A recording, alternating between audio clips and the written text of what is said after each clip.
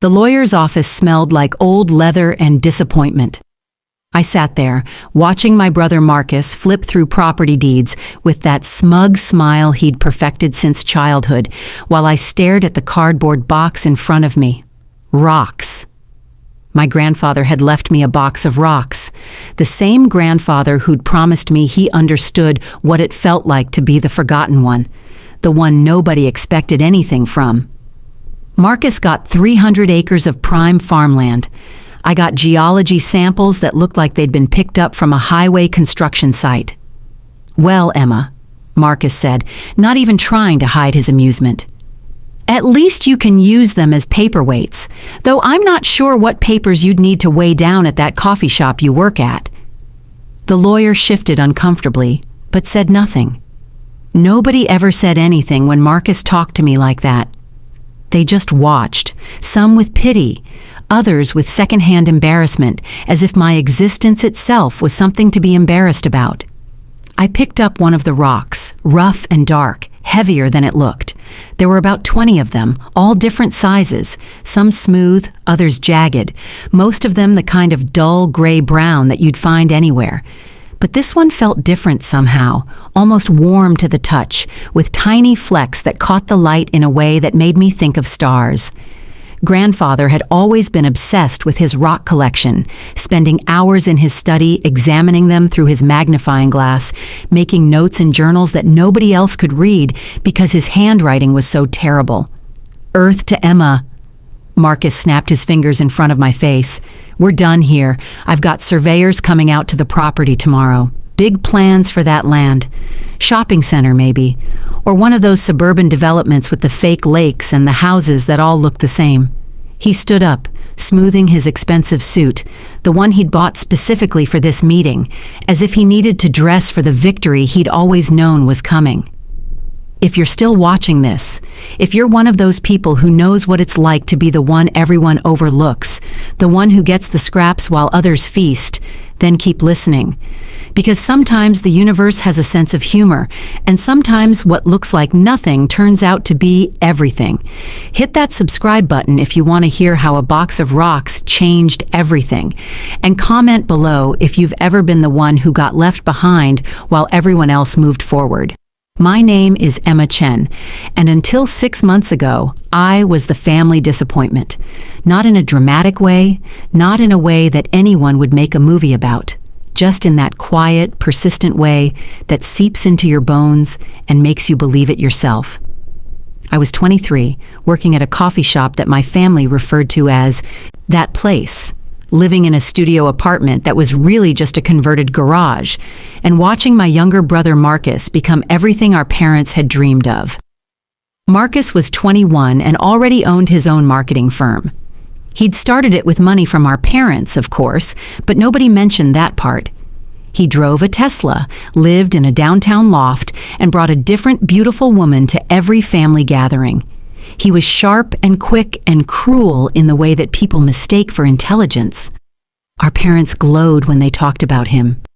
When they talked about me, if they talked about me at all, it was with sighs and phrases like, "Emma's still finding herself," or "Not everyone's meant for big things." The inequality had started early. Marcus got private tutors when he struggled with math. I got told to try harder when I struggled with anything. Marcus got a car for his 16th birthday. I got a bus pass and a lecture about responsibility. Marcus's college was paid for in full. I got community college and student loans that would follow me to my grave. But the worst part wasn't the material things. It was the way everyone just accepted it as natural, as if Marcus deserving more and me deserving less was as obvious as the sun rising in the east. Our grandfather had been different, or so I thought. Grandfather Chen was the only one who seemed to see me. Really see me. He was a geology professor, retired for longer than I'd been alive, and he lived in a house that looked like a museum, and a library had crashed into each other. Rocks and minerals covered every surface, competing for space with towers of books and scientific journals.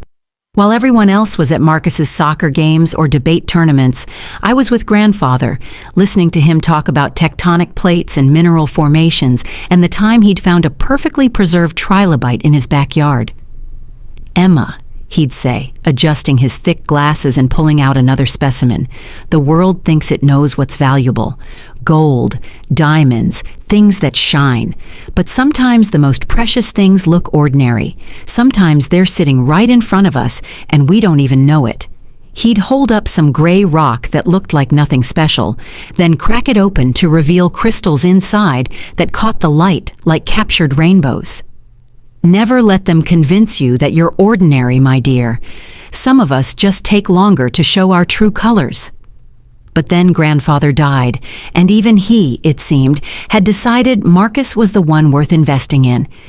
300 acres of land, prime real estate that had been in our family for generations, all going to my brother who'd visited grandfather maybe 5 times in the last 3 years. And me? A box of rocks that Marcus had actually laughed at right there in the lawyer's office, a harsh bark of laughter that made the secretary in the next room look up from her computer. The humiliation of that moment still burned. But it wasn't the first time, and I'd learned to swallow it down like medicine. There was the Christmas when I was 15 and had saved for months to buy everyone thoughtful gifts, only to watch Marcus give out gift cards he'd bought at the gas station on the way over and receive praise for being practical. There was my high school graduation, where my parents left early to attend Marcus's middle school science fair, where he'd won first place with a project I'd helped him research. There was the day I'd gotten promoted to shift supervisor at the coffee shop, a small victory I'd foolishly shared at family dinner, only to have it overshadowed by Marcus announcing he'd just signed his first 6-figure client. "You know," my mother had said that night after Marcus finished his story about wooing the client with a presentation he'd put together in an hour, "It's good that you're doing well at your job, Emma. Not everyone can be a Marcus, and the world needs coffee shop workers too." She'd meant it kindly, I think. That was almost worse than if she'd meant to be cruel. The rocks sat in my apartment for 2 weeks before I really looked at them. I'd shoved the box in my closet, unable to throw them away, but unable to look at them either. They felt like a final insult, a posthumous confirmation that even grandfather had seen me as the lesser grandchild. But then my landlord raised the rent and I was Googling how to make extra money fast at 2 a.m. and I remembered that some rocks were worth something. Maybe there was a piece of quartz or jade or something in there that could at least cover the rent increase. I pulled out the box and dumped everything onto my kitchen table, which was really just a card table I'd found at a yard sale. 23 rocks of various sizes tumbled out, along with a folded piece of paper I hadn't noticed before. Grandfather's handwriting, barely legible as always, covered both sides. I squinted at it, trying to make out the words. "Emma, my dearest girl," it began, and I had to stop because my eyes were suddenly blurry. "If you're reading this, then the will has been executed, and you're probably wondering why I left you these rocks while Marcus got the land. The truth is, I left you both exactly what you deserved. Marcus sees only surfaces, only the obvious value in things. The land will make him wealthy, yes, but wealth without wisdom is just numbers in a bank account. You, my dear, have always seen deeper. You notice the unnoticed, value the undervalued. So I'm trusting you with something that requires those qualities." I read on, my heart beginning to race. This collection represents 40 years of searching, of following hunches and whispers in the geological community. Most of these specimens are exactly what they appear to be. Ordinary rocks with interesting formations. But one of them, Emma, is not of this earth. One of them fell from the sky over a remote part of Mongolia in 1963, and I've spent decades tracking down fragments. The scientific community doesn't know about this particular meteorite yet. The few who've seen fragments dismiss them as worthless because they don't understand what they're looking at. But I do, and now you will too. My hands were shaking as I continued reading. The meteorite contains a unique crystalline structure that includes elements rarely found on Earth in this combination. More importantly, it contains microscopic samples of what may be organic compounds from outside our solar system. If verified, this would be one of the most significant scientific discoveries of the century. But Emma, and this is important, you must be careful who you trust with this. The fragment I'm leaving you is one of only 3 known pieces. One is hidden in my safety deposit box at First National Bank, box 447. The key is taped under the bottom drawer of my desk. The third was stolen years ago by someone I trusted, someone who knew its value but not its significance. I looked at the rocks spread across my table with new eyes. One of them was from outer space. One of them contained possible evidence of extraterrestrial organic compounds.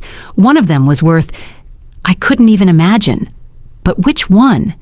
They all looked so ordinary, so unremarkable. I picked up each one, studying it carefully.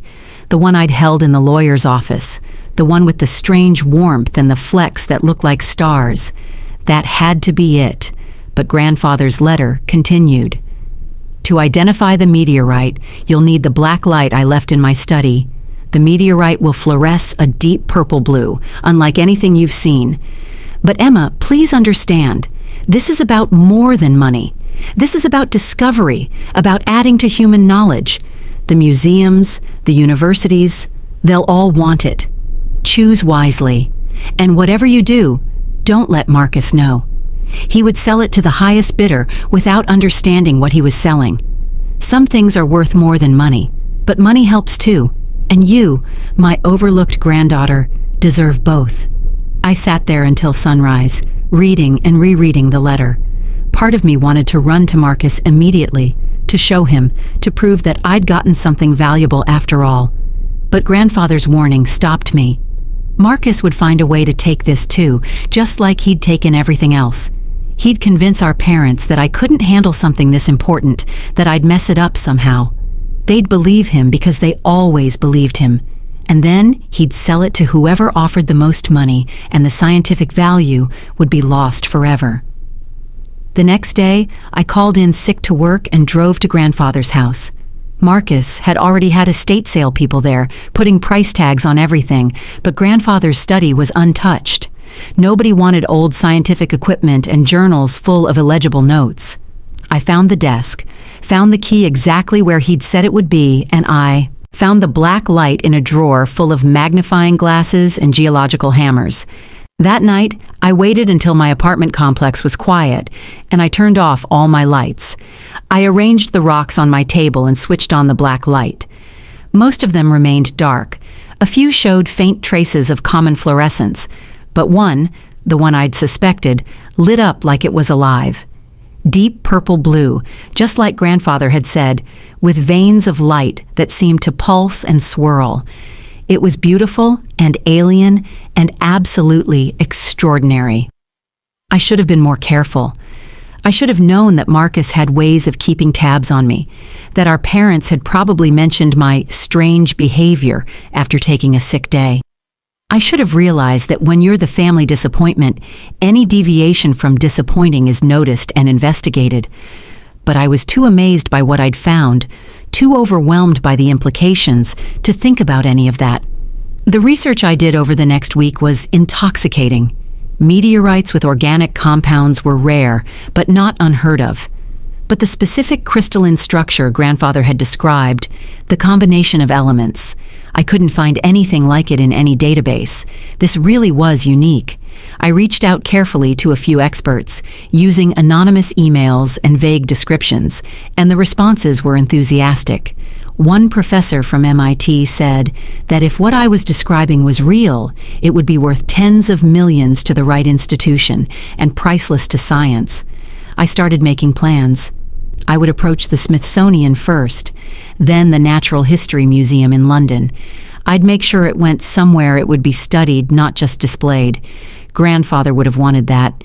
I even practiced what I would say, standing in front of my bathroom mirror, imagining the moment when I'd walk into Marcus's office and tell him that his shopping center money was nothing compared to what I'd inherited. But I should have known better. I should have remembered that in my family, I never got to win. The knock on my door came on a Thursday evening. I was expecting a pizza I'd ordered, a small celebration for having finally worked up the courage to contact the Smithsonian directly. But it was Marcus, standing there in his expensive suit with his expensive smile and his expensive cologne that made my tiny apartment smell like a department store. "Emma?" he said, pushing past me without waiting for an invitation. "We need to talk about grandfather's rocks." My heart dropped into my stomach. I tried to play dumb, but Marcus had always been able to read me. It was one of his talents, knowing exactly where people were vulnerable, exactly how to exploit their weaknesses. He walked straight to my closet, where I'd hidden the meteorite fragment in an old shoebox, wrapped in tissue paper like it was nothing special. "How did you—" I started, but he cut me off. "Mom mentioned you'd been acting weird, taking sick days, driving to grandfather's house, spending all night on your computer researching something. She was worried you were having some kind of breakdown." He laughed, that sharp bark that always made me feel small. "I had a friend track your internet history. Meteorites, Emma." "Really? You thought you'd found some valuable space rock?" I wanted to lie, to tell him he was wrong, but the words stuck in my throat. Marcus found the shoebox without even looking hard, as if he could sense valuable things the way sharks sense blood in the water. He unwrapped the meteorite fragment and held it up to the light, and even though it looked ordinary under normal light, something in his eyes sharpened. "This is it, isn't it?" he said. "This is what you think is worth something. Did grandfather tell you some story about it? Fill your head with fantasies about getting rich?" He shook his head, that patronizing gesture I'd seen 1,000 times. "Emma, Emma, Emma, you work in a coffee shop. What makes you think you could handle something like this? You'd probably get scammed by the first person who offered you money for it." "It's mine," I said, finding my voice at last. "Grandfather left it to me. You got the land. And I'll develop that land and make our family proud," Marcus said. "But this? You'll just mess this up like you mess everything up. Remember when you tried to invest your savings in that startup? Lost everything. Remember when you tried to sell your art online? Nobody bought a single piece. You don't have the business sense for this, Emma. You never have." Each word was a needle, precise and painful, finding all the soft spots that had never quite healed. He was right about the startup and the art. I had failed at those things. But this was different. This wasn't about business sense. This was about science, about discovery, about something bigger than money. "Give it to me," Marcus said, his voice shifting from patronizing to commanding. "I'll handle the sale. I'll make sure you get something from it. 10%, maybe 15% if I'm feeling generous. It's more than you'd manage on your own." "No," I said, the word coming out stronger than I expected. "Grandfather left it to me for a reason. He trusted me with this." Marcus's face darkened. "Grandfather was senile. He probably didn't even know what he had. But I do. I've already reached out to some collectors, people with real money who are interested in rare meteorites. We could have a bidding war, drive the price up, but not if you're involved. Nobody's going to take you seriously, Emma. Nobody ever has." That should have broken me. It was designed to, crafted with years of experience in making me feel worthless. But something about holding that fragment of another world, knowing that grandfather had trusted me with it, had chosen me specifically, it made me stronger than I'd ever been. "Get out," I said. "Get out of my apartment." Marcus laughed. "Or what? You'll call the cops? Tell them your mean brother is trying to steal your space rock? They'll think you're crazy." But he was moving toward the door, still holding the meteorite. I grabbed his wrist, and we struggled for a moment, two siblings in their 20s fighting over a rock like children. It would have been funny if it wasn't so pathetic. That's when Mrs. Chen from next door opened her door. She was 80 years old, barely 5 feet tall, and she looked at us with the kind of disappointment only elderly Asian women can achieve. "Emma is good girl," she said to Marcus in her broken English. "You no bother her. I call police. I record everything on my phone." She held up her phone, which I'm pretty sure she didn't know how to use to record anything, but Marcus didn't know that. He let go of the meteorite, and I clutched it to my chest like a baby. "This isn't over," he said, straightening his suit. "You can't handle this, Emma. You'll come crawling to me when you realize how out of your depth you are, and when you do, my offer will be 5%, not 15. After he left, Mrs. Chen patted my hand and went back to her apartment without saying anything else. I stood there shaking, the meteorite still pressed against my chest, and I realized that Marcus was going to make my life hell until he got what he wanted. He always did. He'd turn our parents against me, if they weren't already. He'd find ways to sabotage any deal I tried to make. He'd use his connections, his money, his influence, everything I didn't have. I needed help, and I knew exactly where to find it. The safety deposit box at First National Bank was exactly where Grandfather's letter had said it would be. The bank manager looked at me suspiciously when I presented the key and my ID, probably wondering what someone who looked like they shopped exclusively at thrift stores was doing accessing a safety deposit box. But the key worked, and inside the box was another fragment of the meteorite, slightly larger than mine, along with a thick folder of documentation. The papers were a goldmine. Authentication certificates from 3 different laboratories, chemical analysis reports, correspondence with museums and universities, and most importantly, a detailed chain of custody proving that these fragments were legally obtained and owned. Grandfather had been meticulous.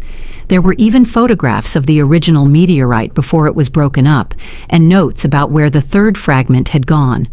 "Dr. Harrison Wells," the notes said, "trusted colleague, helped with initial analysis, borrowed fragment for further study in 1987, never returned, current whereabouts unknown."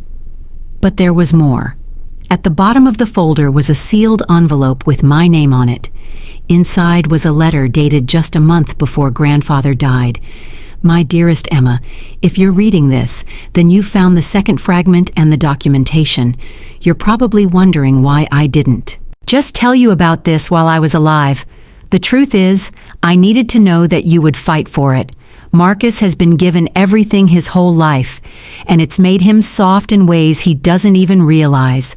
But you've had to fight for every scrap, and it's made you strong in ways you don't yet understand. This meteorite is going to test you. There will be people who try to take it from you, people who try to convince you that you don't deserve it, that you can't handle it. Some of those people will be family. But Emma, you are more than they know. You are more than you know. Trust yourself. And when the time comes, remember that the true value of this discovery isn't in what someone will pay for it, but in what it can teach us about our place in the universe. With all my love and faith in you, Grandfather."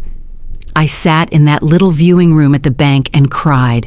Not the pretty tears you see in movies, but the ugly, snotty crying of someone who's been seen, really seen, for the first time in their life. Grandfather had known. He'd known what Marcus would do, what our parents would think, what I would face, and he'd believed I could handle it. Armed with the documentation, I reached out to Dr. Sarah Martinez at the Smithsonian, whose name appeared several times in Grandfather's correspondence as someone who could be trusted. I was completely honest with her about the situation, about Marcus, about everything. She was on a plane to my city within 48 hours. Dr. Martinez was nothing like I'd expected. She was young, maybe mid-30s, with purple streaks in her hair and a leather jacket that looked like it had seen actual fieldwork.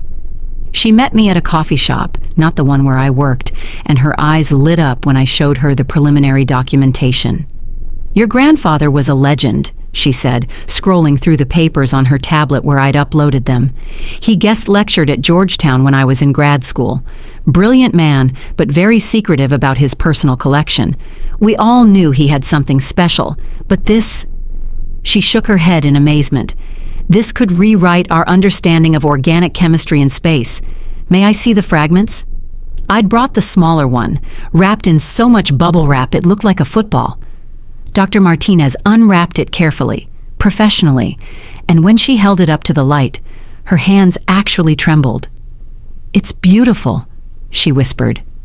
She pulled out a jeweler's loupe and examined it more closely. The crystalline structure is unlike anything I've ever seen, and these inclusions, they look almost like they're organized, structured. This needs to be studied properly, with electron microscopes, mass spectrometers, the works. "What's it worth?" I asked, hating myself for caring but needing to know. Dr. Martinez set the fragment down gently. "To science, priceless. To a museum, the Smithsonian would easily pay 8 figures for both fragments, maybe more if the organic compounds prove to be what your grandfather suspected. To a private collector?" She shrugged. "The sky's the limit. There are people who would pay anything to own evidence of extraterrestrial life." 8 figures, $10 million or more. I tried to wrap my mind around it, but the number was too big, too abstract. It was more money than my family had seen in generations, more than Marcus would make from developing grandfather's land. "But here's the thing," Dr. Martinez continued. "If you sell to a private collector, this disappears into someone's vault. The scientific community never gets to study it properly. Your grandfather's discovery dies with the sale. Is that what you want?" Before I could answer, my phone buzzed. Marcus. Then again. And again. I had 17 missed calls and a stream of texts that started with, "Emma, we need to talk," and devolved into, "You stupid bitch, I know you're meeting with someone from the Smithsonian." "How does he know?" I asked, showing Dr. Martinez the messages. She winced. "I had to log my travel with the museum. It's possible someone in administration mentioned it to someone who mentioned it to someone. The geology world is small, and if your brother's been making inquiries..." There was a knock on the coffee shop window. Marcus stood outside, phone in one hand, keys to his Tesla in the other. He wasn't alone. Our parents were with him, looking concerned and disappointed in that special way they'd perfected over the years. Behind them was a man in an expensive suit who had lawyer written all over him. "I should go," Dr. Martinez said, but I grabbed her hand. "Please stay. I need a witness." She nodded and pulled out her phone. "I'm recording this, for your protection."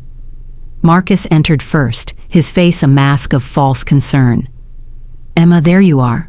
We've been so worried. Mom said you haven't been returning her calls, and now we find out you're trying to sell grandfather's collection without consulting the family." "It's not the family's collection," I said, standing up. "It's mine. Grandfather left it to me." My mother stepped forward, her face soft with what looked like genuine worry. "Sweetheart, we're just concerned. This is all so sudden, and you're making such big decisions. Marcus says these meteorite fragments could be worth a lot of money. We just want to make sure you're not being taken advantage of." "By whom?" I asked. "Dr. Martinez from the Smithsonian? Or by Marcus, who broke into my apartment and tried to steal from me?" "I didn't break in," Marcus said smoothly. "You let me in, and I wasn't stealing. I was trying to protect family assets from being squandered." The lawyer cleared his throat. "Ms. Chen, I'm Robert Steinberg. Your brother has retained me to explore the family's legal options regarding your grandfather's estate. There are questions about your grandfather's mental capacity when he made these bequests, particularly given the disparity in value between what was left to each grandchild. You're trying to contest the will?" I couldn't believe it, except I could. This was exactly the kind of thing Marcus would do. "We're exploring options," the lawyer said carefully. "It would be better for everyone if this could be resolved within the family." Dr. Martinez stood up. "I think I should clarify something. I'm here in an official capacity representing the Smithsonian Institution. We're prepared to make a formal offer for the meteorite fragments with full authentication and provenance verification. Any legal challenges to Ms. Chen's ownership would need to be resolved before we could proceed, of course." "How much?" Marcus asked, not even trying to hide his greed. "That's between the museum and Ms. Chen," Dr. Martinez said coolly. My father, who had been silent until now, finally spoke. "Emma, just share it with your brother. He's family. Family shares." I laughed. I couldn't help it. Family shares? When has this family ever shared with me? Did you share when you paid for Marcus's college but not mine? Did you share when you gave him startup money but told me to be realistic about my limitations? Did you share when you went to every one of his achievements but couldn't make it to my high school graduation? That's not fair, my mother said. We've always loved you both equally. No, I said, and the word felt like breaking free from chains I'd worn my whole life. You've loved Marcus. You've tolerated me. There's a difference. Marcus stepped closer, using his height advantage to try to intimidate me.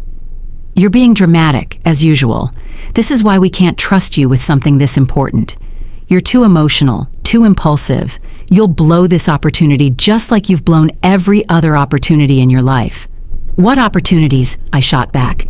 The ones you made sure I never got? The connections you poisoned against me? The job interview you sabotaged by calling my potential employer and telling them I was unstable? The coffee shop had gone quiet. Other customers were watching, pretending not to watch, in that way people do when family drama explodes in public. I did that for your own good, Marcus said, not even denying it.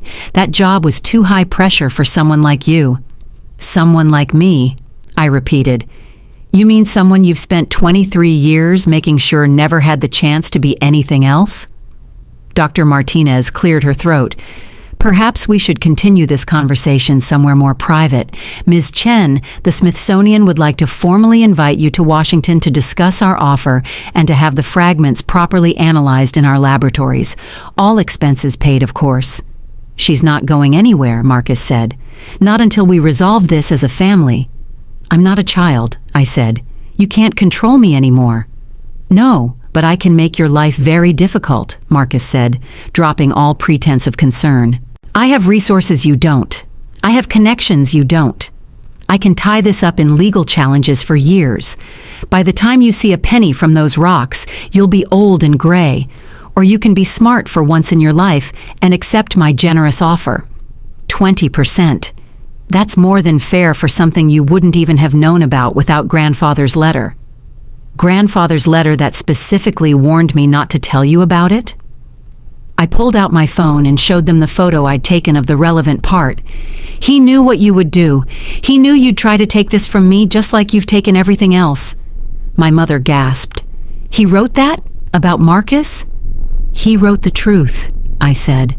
The truth none of you want to see because it's easier to have one successful child and one failure than to admit you created both. The lawyer whispered something to Marcus, who nodded. Fine, Marcus said. You want to do this the hard way? We'll do it the hard way. I'll file an injunction preventing you from selling or transporting those fragments. I'll challenge the will based on undue influence and mental incapacity. I'll make sure every museum and collector in the world knows that buying from you means buying a lawsuit. You think you've won something here? You've won nothing but trouble. Actually, Dr. Martinez said, pulling out her own phone, I think Ms. Chen has won quite a bit more than that. You see, I've been recording this entire conversation, including your admission that you sabotaged your sister's job opportunity and your threats to interfere with a legitimate transaction with the Smithsonian. That's tortious interference, Mr. Chen. Possibly extortion. I'm sure the Smithsonian's legal team would be very interested in this recording. Marcus's face went pale, then red. The lawyer grabbed his arm, whispering urgently. My parents looked lost, like they'd wandered into a play where they didn't know their lines. You recorded this without consent? The lawyer said. That's illegal in this state. Actually, it's not, Dr. Martinez said. This is a one-party consent state, and I consented to my own recording. Plus, we're in a public place with no reasonable expectation of privacy. Would you like to continue threatening Ms. Chen, or would you like to reconsider your position? Marcus looked like he wanted to explode. I'd never seen him this angry, this out of control. He'd always been the one with all the cards, all the power, all the advantages. And now, for the first time in our lives, I had something he couldn't take. This isn't over, he said, his voice low and dangerous. You think you've won? You have no idea what I'm capable of. Neither do you, I said, and I meant it. You have no idea what I'm capable of because you've never had to find out. You've never had to be strong because everything was handed to you. You've never had to be clever because money solved all your problems. You've never had to be resilient because you've never really failed. But I have. I've failed and survived and gotten back up so many times that it doesn't even scare me anymore. So bring your lawyers, bring your connections, bring whatever you've got. I've got something you'll never have, nothing left to lose and everything to gain. The silence that followed felt like the moment after lightning strikes, when the air itself seems to hold its breath. Then my father did something I'd never seen him do before. He looked at me, really looked at me like he was seeing me for the first time. "The meteorite," he said slowly. "How much is it really worth?" "To science," I said, "everything. To Marcus, nothing, because it will never be his." I turned to Dr. Martinez. "I accept the Smithsonian's invitation. When do we leave?" "There's a flight tonight if you're ready." "I'm ready. I've been ready my whole life." As we left the coffee shop, I heard my mother say to Marcus, "Maybe we should just let her have this." And Marcus's response, "Over my dead body." But I was already gone, walking into a future that, for the first time in my life, belonged entirely to me. The flight to Washington felt like crossing into another world. I'd never flown first class before. Dr. Martinez had insisted, saying it was the least the Smithsonian could do. And I spent the first hour just marveling at the legroom, the real silverware, the way the flight attendant remembered my name. It was the kind of treatment Marcus had always taken for granted, and I finally understood why he fought so hard to keep me from having anything nice. When you've always been treated as special, equality feels like oppression. Dr. Martinez worked on her laptop during the flight, occasionally showing me articles about other significant meteorite discoveries. "The Murchison meteorite," she said, pulling up an image, contained over 90 different amino acids, only 19 of which occur naturally on Earth. It changed our understanding of how organic compounds could form in space. Your grandfather's fragments could be even more significant. "Why?" I asked. "What makes them special?" She pulled up a chemical analysis chart. "The crystalline structure. It suggests formation under conditions we've never seen before. Extreme pressure, but also extreme cold, with traces of elements that shouldn't exist together in nature.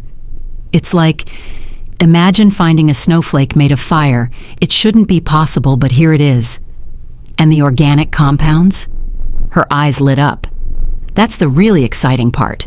The preliminary analysis your grandfather did suggests not just amino acids, but organized structures that look almost like primitive cell walls.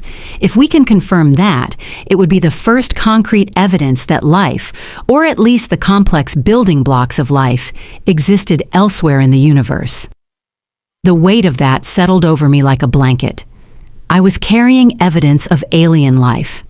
Me, Emma Chen, the family disappointment, the coffee shop girl, the one nobody expected anything from. I had in my possession something that could change humanity's understanding of its place in the cosmos. "Your grandfather knew," Dr. Martinez said softly. "He knew what he had, and he chose to give it to you. That's not an accident, Emma. That's trust." We landed in D.C. as the sun was setting, painting the sky in shades of pink and gold that reminded me of the way the meteorite looked under certain lights. A car was waiting to take us to the museum, and as we drove through the city, past monuments and buildings I'd only seen in pictures, I felt something shifting inside me, like tectonic plates realigning after years of pressure. The Smithsonian's Natural History Museum, after hours, was like a cathedral of science. Our footsteps echoed through empty halls lined with dinosaur bones and ancient artifacts. Dr. Martinez led me through a maze of corridors to a laboratory that looked like something from a science fiction movie, all white surfaces and gleaming equipment and screens displaying incomprehensible data. "This is where the magic happens," she said, gesturing around the room. "Tomorrow, we'll run every test imaginable on your fragments. But tonight, I want to show you something." She led me to a vault at the back of the lab, entering a complex code and submitting to a retinal scan before the door opened. Inside were shelves of specimens, each in its own climate-controlled case. She pulled out one particular case and opened it carefully. "The Tagish Lake meteorite," she said reverently. "Found in 2000, pristine condition, contains organic compounds that predate our solar system. It's worth about $50 million, and it's one of our crown jewels. Your grandfather's fragments, if they're what we think they are, could be worth twice that. Each." I stared at the dark rock, trying to comprehend those numbers. $100 million? Or more, if the bidding gets competitive. But Emma, I need you to understand something. The Smithsonian can't match what private collectors might offer. We can give you $15 million per fragment, maybe 20 if I can convince the board. But we can give you something else. Legacy. Your name, your grandfather's name, attached to one of the most significant scientific discoveries of the century.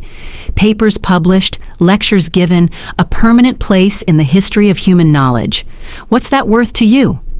Before I could answer, her phone rang. She frowned at the screen, then answered. Her face grew increasingly grave as she listened. "I understand. Yes, she's with me. No, that won't be necessary. We'll handle it." She hung up and looked at me with concern. "Your brother has filed an emergency injunction in Maryland. He's claiming the fragments are stolen property and demanding their immediate return. He's also..." She hesitated. "He's gone to the media. The story will break tomorrow morning. Family feud over $100 million space rocks. That kind of thing." My stomach dropped. Can he do that? Can he stop this? He can try. The Smithsonian has excellent lawyers, and if you want our help, you'll have it. But Emma, this is going to get ugly. He's claiming your grandfather was suffering from dementia, that you manipulated him into changing his will, that you've stolen family property. It's all lies, but lies can do damage before the truth catches up. I sat down on a lab stool, suddenly exhausted. He won't stop. He'll never stop, not until he wins or destroys everything trying. "Then we need to be smarter than him," Dr. Martinez said. "And I think I know how. You mentioned there was a third fragment, one that was stolen?" I nodded. "Dr. Harrison Wells. He borrowed it in 1987 and never returned it." Dr. Martinez's eyes widened. "Harrison Wells? He's still around. He runs a private geology museum in Connecticut. Very wealthy, very connected, very shady. If he has the third fragment..." "We could prove Marcus isn't the only one trying to steal from the estate," I finished. "It would undermine his entire case." "More than that," Dr. Martinez said, pulling out her laptop. "Wells has been trying to sell something to private collectors for years, something he won't identify but claims is worth hundreds of millions. If we can prove it's your grandfather's fragment..." She typed rapidly, pulling up document after document. "Look at this. Wells published a paper in 1988 about organic compounds in meteorites. The chemical signature he describes, it's identical to your grandfather's analysis. He's been sitting on that fragment for 35 years, waiting for the right buyer." "So we go to Connecticut," I said. "We confront him. It's not that simple. Wells is paranoid and litigious, but," she smiled, "he's also greedy, and I have an idea." The next morning, as Marcus's story hit the news cycle, we were already on our way to Connecticut. Dr. Martinez had made some calls, pulled some strings, and suddenly I was Emma Chen, representative of an anonymous Chinese billionaire interested in acquiring rare meteorites. The cover story was elaborate. The billionaire was dying, wanted to leave a legacy. Money was no object. Wells's private museum was a fortress of wealth masquerading as a house. Security cameras everywhere, gates within gates, the kind of place that screamed, "I have things worth stealing." Wells himself was exactly what I'd expected. Late 70s, silver-haired, wearing a suit that probably cost more than I made in a year. His eyes were sharp and cold, like a predator evaluating prey. "Ms. Chen," he said, his handshake firm but brief. "Dr. Martinez tells me you represent someone with deep pockets and a love for the extraordinary. My client values discretion above all else," I said, surprised at how steady my voice sounded. "He's heard rumors that you possess something truly unique." Wells's smile was all teeth and no warmth. "I might. But unique things require unique prices. We're talking about an item of unprecedented scientific value, the only one of its kind available for private purchase. Actually, I said, pulling out my phone and showing him a photo of my fragment under black light, we believe there are at least 2 others. My client already owns one. He's interested in completing the set. The way Wells's face changed was like watching a mask crack. Where did you get that? Does it matter? My client has resources. He acquires what he wants. The question is whether you're willing to sell and for how much. Wells stood up, pacing to a window that overlooked manicured gardens. That fragment? It's not possible. The only other person who had one was Professor Chen, I said. My client acquired it from his estate. Rather dramatically, I'm afraid. There was quite a bidding war. Chen is dead? Wells turned, and for the first time, I saw something like genuine emotion on his face. When? 6 months ago, his grandson inherited the fragments and sold them immediately. Didn't even know what he had, apparently. My client was happy to take advantage of his ignorance. Wells laughed bitterly. Sounds like the Chen family. The old man was the only one with any brains. His grandson Marcus was always sniffing around, trying to find out what his grandfather had. Greedy little bastard, but too stupid to know what was right in front of him. I bit my tongue so hard I tasted blood, but I kept my expression neutral. You knew the family? I knew Chen. We were colleagues once, friends even, before... He trailed off. Before I realized what he had, what we had. The discovery of the millennium, and he wanted to give it to museums, to universities, to let everyone paw at it and study it and diminish its value. So you took your fragment, I said. I preserved it, Wells corrected. I've been waiting for the right buyer, someone who understands that some things are too precious for the common masses. Your client, does he understand that? My client understands that ownership is power, I said, the words tasting like ash. He wants all 3 fragments. Name your price. Wells smiled. 200 million. Even expecting an insane number, I wasn't prepared for that. That's non-negotiable. I've had offers for 150, but none from someone who already owned another fragment. The complete set would be truly priceless. Your client should understand that. I'll need to verify authenticity, I said. My client insists. Of course. Wells led us to his private vault, a room that made the Smithsonian's look quaint. He pulled out a case and opened it with the kind of reverence usually reserved for religious artifacts. There it was, the 3rd fragment, larger than mine, more pristine, glowing that unmistakable purple-blue under the black light he produced. But more. Importantly, there was documentation with it. Original papers in my grandfather's handwriting, describing the discovery, the location, the significance. And at the bottom, in faded ink, on loan to Dr. Harrison Wells for collaborative research, to be returned upon request. You never returned it, I said. Chen never asked for it back, Wells said defensively. He knew I had it. He could have demanded its return at any time. But he didn't, because he trusted you. Wells shrugged. Trust is a luxury in the world of rare acquisitions. I'm sure your client understands that. I took photos of everything, making sure to capture the loan agreement clearly. My client will need time to consider. This is a significant investment. I've waited 35 years, Wells said. I can wait a few more days, but not long. There are other interested parties. As we left, Dr. Martinez squeezed my hand. You did perfectly. We got everything we needed. He's had it all this time, I said, anger finally breaking through. Grandfather's discovery, and he's been hoarding it like a dragon with gold. But now we have proof, Dr. Martinez said. Proof that your grandfather owned all 3 fragments. Proof that one was stolen. Proof that undermines everything your brother is claiming. This changes everything. We drove straight back to D.C., where the Smithsonian's legal team was waiting. The documentation from Wells was like ammunition in a war I was finally equipped to fight. The lawyers immediately filed counter-motions, presenting evidence that the fragments were legitimately mine and that there was actually a third fragment that had been stolen decades ago, establishing a pattern of people trying to illegally obtain my grandfather's discovery. But Marcus wasn't done.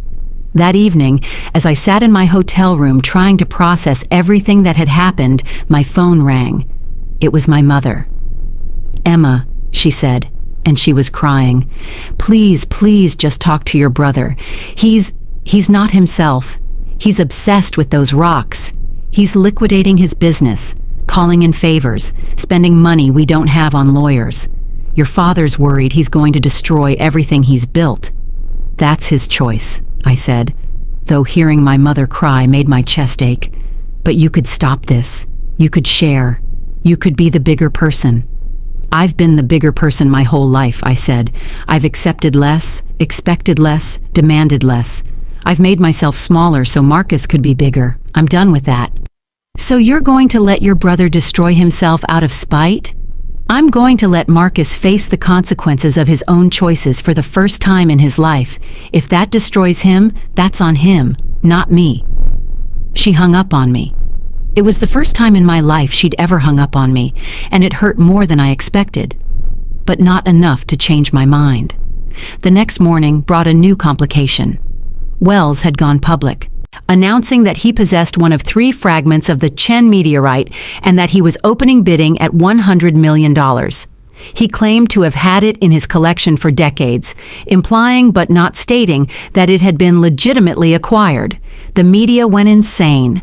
Suddenly, everyone wanted to know about the Chen meteorite. News vans appeared outside the Smithsonian.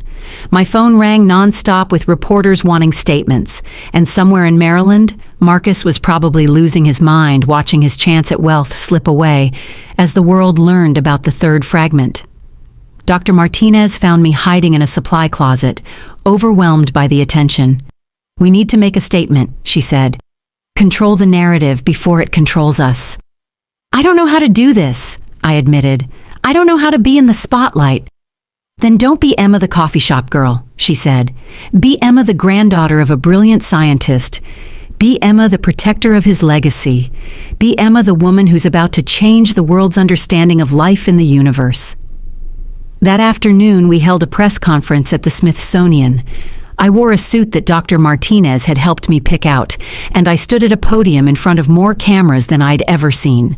My hands shook, but my voice was steady as I read the statement we'd prepared. My grandfather, Professor Chen, spent 40 years researching what may be the most significant meteorite discovery in human history.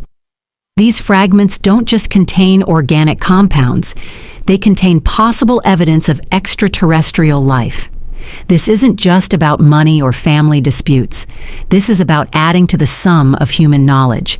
That's why I'm announcing today that I'm donating one of the 2 fragments in my possession to the Smithsonian for immediate scientific study. The second fragment will be sold to fund further research and to establish the Chen Foundation for Astrogeological Studies. The questions came fast and hard. What about your brother's claims? What about Wells's fragment? How much is this really worth? I answered as best I could, sticking to facts, avoiding family drama. But then one reporter asked something that stopped me cold. "Ms. Chen, your brother claims you're not qualified to make decisions about these fragments. What makes you think you can handle something of this magnitude?" The old Emma would have crumbled, would have agreed that I wasn't qualified, wasn't smart enough, wasn't enough, period. But I thought about grandfather's letter, about his faith in me, about everything I'd survived to get to this moment. "You're right that I'm not a scientist," I said. "I'm not a businesswoman or a lawyer or any of the things that people traditionally consider qualified. But I am someone who understands that knowledge should be shared, not hoarded. I'm someone who believes that my grandfather's discovery belongs to humanity, not to the highest bidder. And I'm someone who's spent her entire life being underestimated, which means I know how to recognize value in things other people overlook.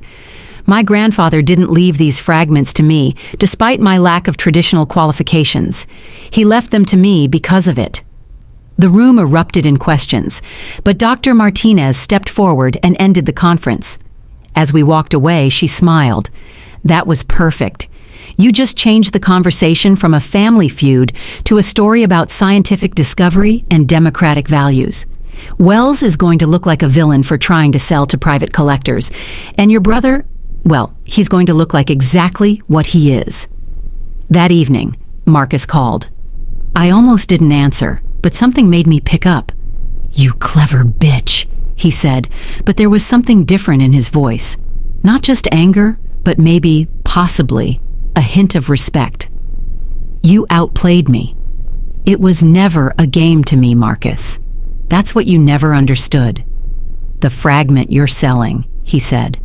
"How much?" "The Smithsonian is offering $20 million, but there's going to be an auction. Could go higher." "I want in," I laughed. "You want to bid on something you've been claiming was stolen from you?" "I want to make sure it stays in the family. If you're selling one, it should go to me. I'll match any offer." "With what money? Mom says you're liquidating everything." "That's my business. Will you give me a chance to bid or not?" I thought about it.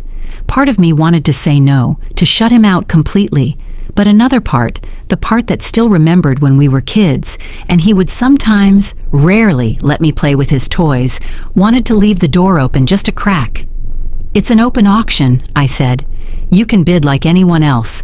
But Marcus, no games, no lawyers, no threats. You bid fair, or you don't bid at all." "Fair," he agreed, and for the first time in years, he sounded like my brother instead of my enemy. The auction was held 2 weeks later at Christie's in New York. The room was packed with museum representatives, private collectors, and media. Marcus was there, sitting in the back, wearing the same expensive suit he'd worn to the will reading. Our parents were nowhere to be seen. The bidding started at $10 million and climbed fast. The Smithsonian went to $25 million. A private collector from Japan went to 30. A consortium of European museums went to 35. At 40 million, most of the bidders dropped out. At 50, it was down to 3. The Smithsonian, a billionaire from Silicon Valley, and Marcus. I watched my brother as the numbers climbed. His face was pale, his hands clenched. At 60 million, the Smithsonian dropped out. They'd reached their absolute limit. At 70, it was just Marcus and the billionaire. 75 million, the billionaire said. 80, Marcus countered immediately. 85. 90. The room was silent except for the auctioneer's voice. I couldn't breathe. Marcus didn't have $90 million. He couldn't. 95 million, the billionaire said. Marcus stood up. 100 million. Gasps rippled through the room. The billionaire shook his head, conceding. The auctioneer looked at me, and I nodded. "Sold," he said, "to Mr. Marcus Chen for $100 million. After the auction, after the papers were signed and the fragment was officially Marcus's, he found me outside. "You don't have $100 million, I said. "No," he admitted, "but I have partners, investors, people who believe this is worth the risk." "You're going to sell it to private collectors. Everything grandfather didn't want." Marcus looked at me for a long moment. "Actually, no. I'm loaning it to the Smithsonian for 10 years, full research rights. After that, it goes to the Chen Foundation you're establishing." I stared at him. "Why?" "Because you were right," he said, the words clearly painful to speak. "About grandfather, about the discovery, about me.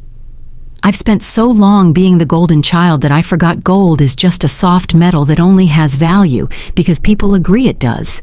This," he held up the case containing the fragment, "this has real value. And maybe it's time I learned the difference." "This doesn't fix everything," I said. 23 years of you making me feel worthless. That doesn't just go away." "I know, but maybe it's a start?" I looked at my brother, really looked at him, and for the first time I saw not the golden child, but someone who was just as trapped by our family's dynamics as I had been. He'd been given everything except the freedom to fail, to be ordinary, to be human. Maybe, I said. The fragment Marcus bought is now at the Smithsonian, being studied alongside the one I donated. The research has already yielded 3 published papers and counting. The organic compounds grandfather identified have been confirmed. They are indeed unlike anything found on Earth, organized in ways that suggest they were once part of living organisms. Not just life, but complex life, possibly even intelligent life.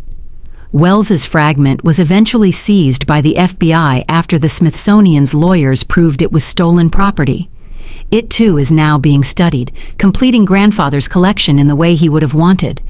Wells is facing charges for possession of stolen goods and fraud. He's hired the best lawyers money can buy, but sometimes even money can't overcome truth. The $20 million from the Smithsonian, plus another $30 million from licensing and research grants, went to establishing the Chen Foundation. We've already funded 3 expeditions to search for more fragments and provided scholarships for a dozen students studying astrogeology. Grandfather's name is on scientific papers, museum exhibits, and the lips of people discussing the possibility of life beyond Earth. Marcus and I aren't. Close may never be close, but we're working on being civil. He kept his word about the fragment, and I've kept mine about not shutting him out entirely. Our parents are still processing everything, still trying to understand how their overlooked daughter became someone whose name appears in science textbooks. They've started calling more, asking about my work with the foundation, even attending some of the lectures I've given about grandfather's discovery. It's not the relationship I wanted as a child, but it's something. I still work at a coffee shop, but now it's by choice, not necessity. There's something grounding about making lattes and serving scones, about being just Emma to the regulars who don't know about the meteorite or the money or any of it. Plus, I bought the shop, so technically I'm the owner now.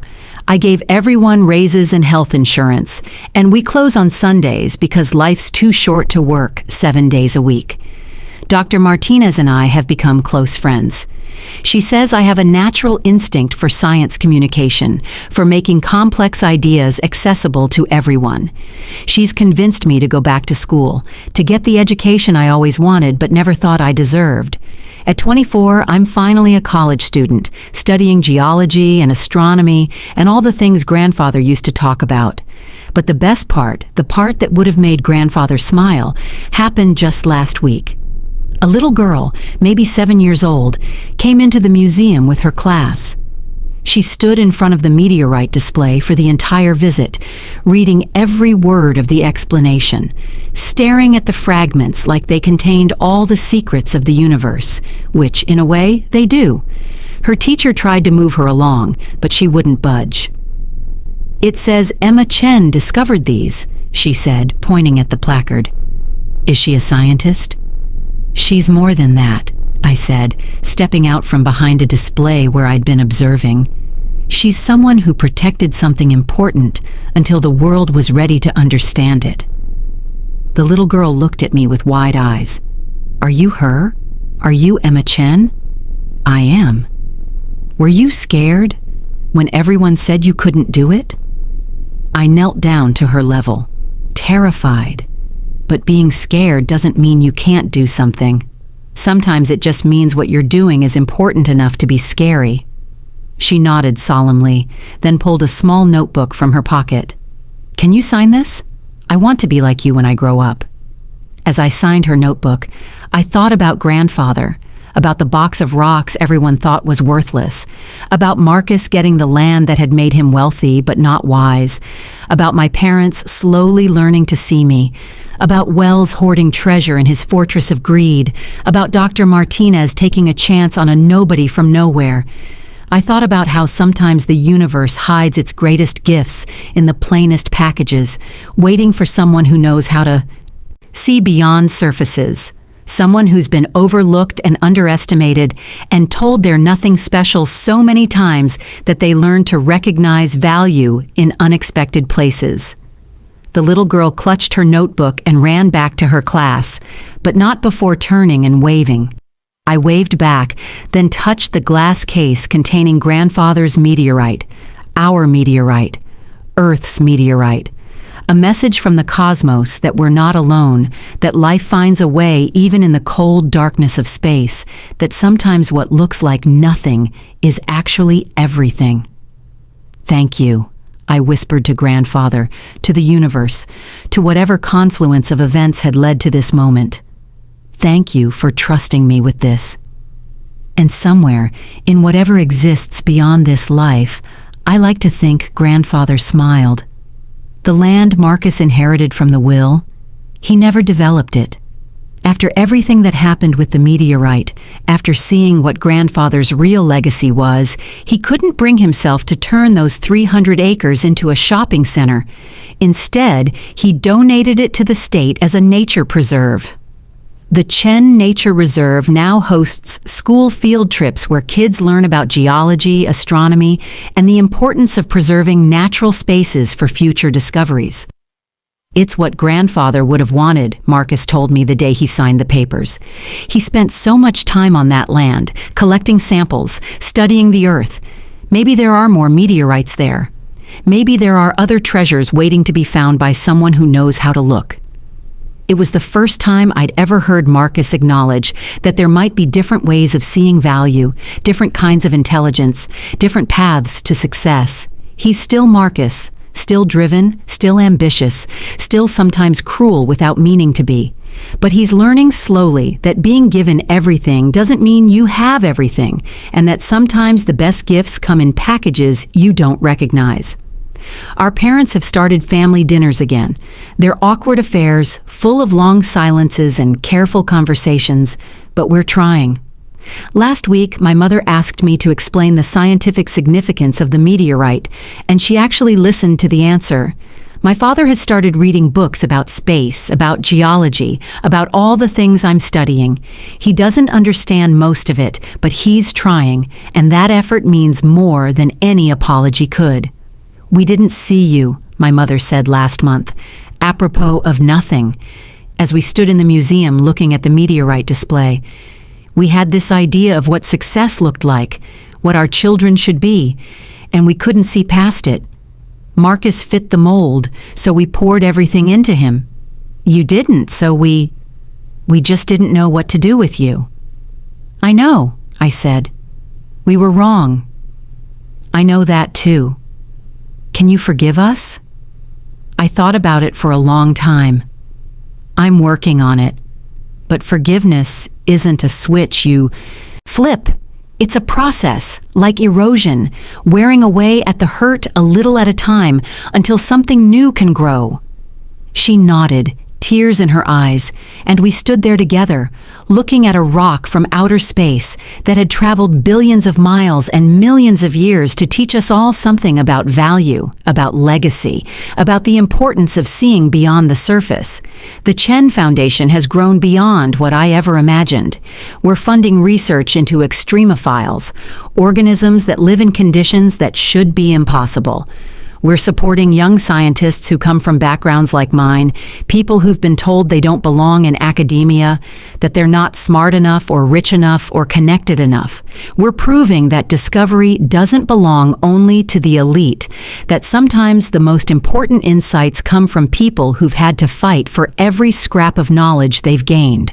I've given lectures at universities around the world telling the story of the meteorite, of grandfather, of how a box of rocks changed everything. But more importantly, I talk about the danger of assumptions, about how we decide who deserves opportunity and who doesn't, about all the potential we waste when we only value what's already shiny.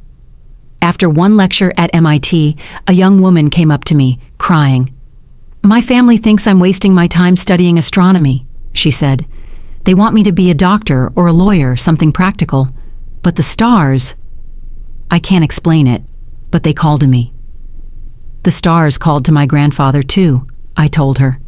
And because he listened, because he looked up when everyone else was looking at their feet, he found evidence that we're not alone in the universe. Follow your calling. The practical will sort itself out. 6 months later, she discovered a new exoplanet using data everyone else had overlooked. She named it Chen 1 after my grandfather. When she won the prestigious Sagan Award for Young Astronomers, she thanked me in her speech for reminding her that sometimes the family disappointment becomes the family legacy. Dr. Martinez has become more than a friend. She's become family, the sister I never had. She was there when I graduated summa cum laude with my bachelor's degree at 27. She was there when I defended my master's thesis on the organic compounds in the Chen meteorite. She'll be there when I defend my PhD dissertation next year, the one that's already being called groundbreaking by the peer reviewers. You know, she said recently, when I first met you, you introduced yourself as just a coffee shop worker. Do you remember that? How could I forget? I was terrified. You're still a coffee shop worker, she pointed out. You still own the shop, still work shifts when you're not traveling or researching, but you're not just anything. You never were. It just took a meteorite for you to see it. She's right, of course. I am still a coffee shop worker. I'm also a foundation director, a published researcher, a lecturer, a student, a sister trying to rebuild a relationship, a daughter trying to forgive, a granddaughter carrying on a legacy. I'm all of these things, and none of them define me completely. The meteorite taught me that. It spent millions of years traveling through space, getting bombarded by radiation, colliding with other objects, breaking apart and reforming, carrying within it the building blocks of life through the hostile void. It looked like nothing special, just another rock among billions of rocks, but it carried secrets that could reshape our understanding of existence itself. We're all like that, I think. We're all carrying something precious, something unique, something that could change everything if only someone would look closely enough to see it. But too often, we're sorted into categories: the successful and the failures, the golden children and the disappointments, the ones who matter and the ones who don't. We're valued by our surfaces, not our contents, by what we produce, not what we contain. Grandfather knew better. He spent his life studying rocks, understanding that the plainest stones often held the most beautiful crystals, that the ugliest samples could contain evidence of historical events that shaped the planet. He knew that value isn't always obvious, that sometimes you have to look deeper, look longer, look with different eyes. That's why he left Marcus the land and me the rocks. Not as a final insult, not as confirmation of my lesser status, but as a test and a gift. Marcus needed to learn that obvious value isn't the only kind that matters, and I needed to learn that I'd had value all along. I just needed the right conditions to reveal it. The third fragment, the one Wells stole, has yielded the most interesting discoveries. Deep within its structure, we found what appears to be fossilized cellular material, actual preserved remains of something that was once alive. Not on Earth, but somewhere else, billions of years ago, on some distant world we'll probably never see. But it lived, and when its world died, destroyed by some cosmic catastrophe, pieces of it were flung into space, carrying the evidence of its existence across the universe to land, eventually, in Mongolia, where my grandfather would find it and recognize it for what it was.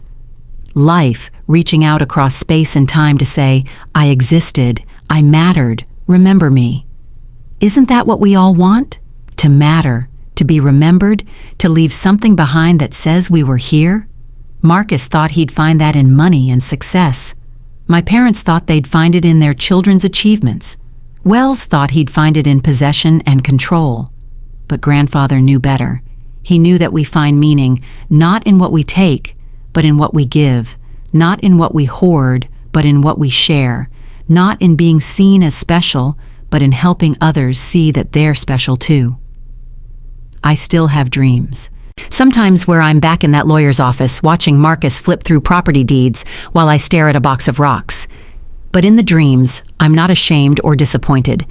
In the dreams, I already know what those rocks contain.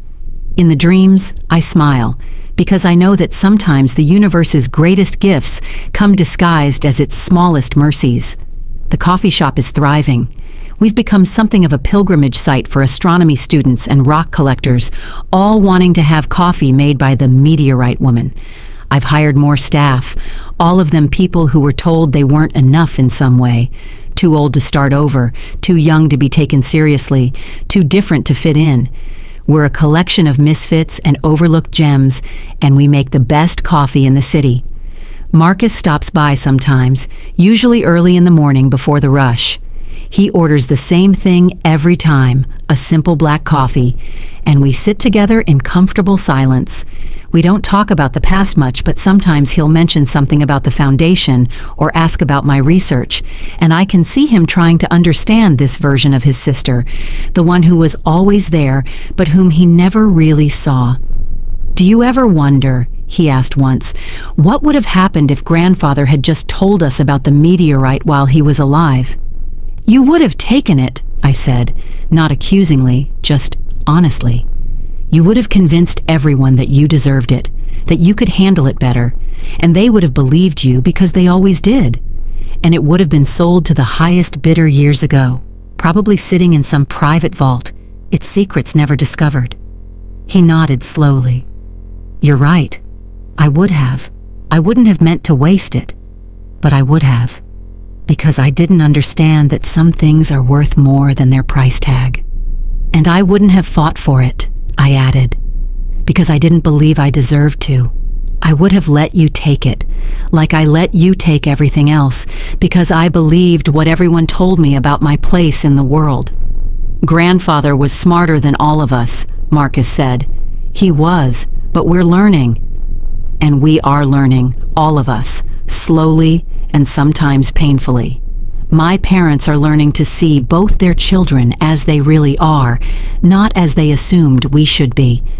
Marcus is learning that there are different kinds of strength, different kinds of intelligence, different ways to matter, and I'm learning that being underestimated isn't always a curse. Sometimes it's a superpower, because when no one expects anything from you, you're free to become everything you're capable of being. The meteorite sits in its climate-controlled case at the Smithsonian, available for any researcher who wants to study it. School children press their noses against the glass, amazed that something so ordinary-looking traveled so far and contained such extraordinary secrets. Scientists from around the world come to take samples, to run tests, to add their own pieces to the puzzle of what this rock means for our understanding of life in the universe. But to me, it means something simpler and more profound. It means that Grandfather saw me, really saw me, when no one else did. It means that value isn't determined by other people's opinions, but by intrinsic worth that exists whether it's recognized or not. It means that sometimes what looks like nothing is actually everything, waiting for the right person to understand its significance. I think about that little girl who asked for my autograph, who wants to be like me when she grows up. I hope she doesn't have to be like me, overlooked and underestimated for decades before finding her worth. I hope the world is changing, that we're learning to look deeper, to value differently, to see potential in unexpected places. But if she does face what I faced, if she's told she's not enough, if she's given scraps while others feast, I hope she remembers that sometimes scraps turn out to be treasures, that sometimes the last becomes first, that sometimes a box of rocks changes everything. The Chen Foundation is funding a new project now, a comprehensive survey of meteorite impacts around the world, looking for more evidence of extraterrestrial organic compounds. We're partnering with universities in 12 countries, training local researchers, and making sure that any discoveries benefit the communities where they're found. It's exactly the kind of inclusive, collaborative science Grandfather would have loved. I'm also writing a book about the whole experience, though I'm struggling with how to tell it. How do you explain what it feels like to be invisible in your own family? How do you describe the moment when you realize that what everyone told you was worthless is actually priceless? How do you capture the complexity of loving people who hurt you, of forgiving without forgetting, of building something new on the ruins of something broken? Dr. Martinez says to just tell the truth, that the truth is enough. But the truth is messy and complicated, and doesn't fit into neat narrative boxes. The truth is that I'm grateful for the meteorite, but angry that it took a cosmic intervention for my family to see my worth. The truth is that I love my brother, but still flinch when he speaks in certain tones. The truth is that I've forgiven my parents, but still sometimes cry when I see other families where all the children are celebrated equally. The truth is that trauma doesn't disappear just because your circumstances change. Money doesn't erase memories. Success doesn't silence the voice in your head that still sometimes whispers that you're not enough. Recognition doesn't automatically rebuild self-worth that was systematically demolished over decades. But the truth is also that healing happens slowly, steadily, like geological processes that reshape landscapes over time. Every day I choose to believe grandfather's words over the voices of doubt. Every day I choose to see my worth through his eyes rather than through the distorted lens of my family's expectations. Every day I choose to be the person he knew I could be rather than the person everyone else assumed I was. Wells was convicted last month, 5 years for possession of stolen property, 10 years for fraud, sentences to be served concurrently. At his sentencing, he said something that stuck with me. I spent 35 years guarding a treasure that was never mine, afraid that sharing it would diminish its value. But secrets are like meteorites. They only reveal their true worth when they're exposed to the light. Even now, even after everything he did, I feel sorry for him. He had one of the most significant scientific discoveries in his possession for decades, and all he could see was its monetary value. He held evidence of extraterrestrial life in his hands and only thought about what someone would pay for it. He was given a gift from the cosmos and locked it in a vault, where it helped no one, taught nothing, and slowly became a prison of his own making. That could have been Marcus. That could have been me if I'd been the favored child, if I'd been taught to value things only for their obvious worth. But because I was overlooked, I learned to look. Because I was undervalued, I learned to find value in unexpected places. Because I was told I was nothing special, I learned to recognize special in things others dismissed. The irony isn't lost on me. My family's neglect, painful as it was, prepared me to be the guardian of grandfather's legacy. Their dismissal taught me to see beyond surfaces. Their favoritism toward Marcus meant I was free to develop my own values, my own way of seeing the world, my own understanding of what matters. I'm not grateful for the pain. I wouldn't wish it on anyone, but I'm grateful for who it made me, for the perspective it gave me, for the strength it forced me to develop. I'm grateful that when the moment came, when I held that meteorite in my hands and had to decide what to do with it, I was someone who could see beyond its price to its purpose. The coffee shop is closing soon. We have an event tonight. The Chen Foundation is hosting a viewing party for a meteor shower, and we're expecting hundreds of people.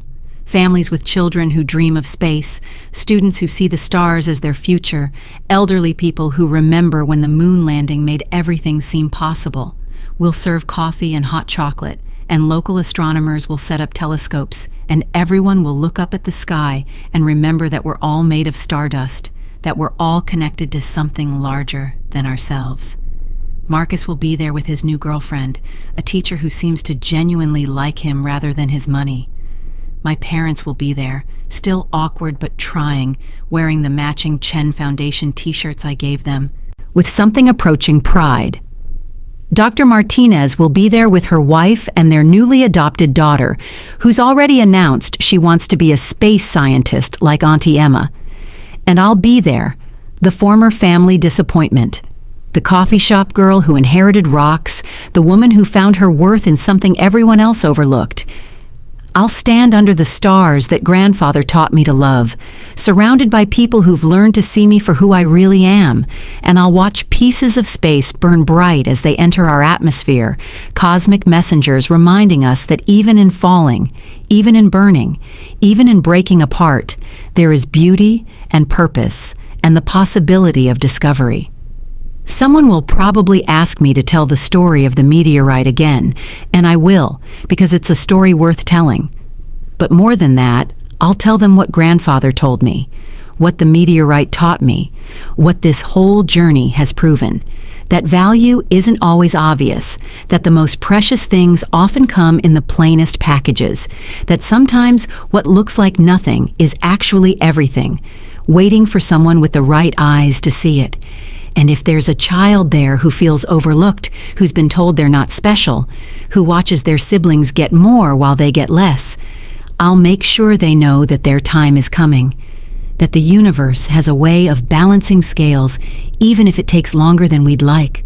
That being underestimated is not a curse, but an opportunity to exceed every expectation, including your own.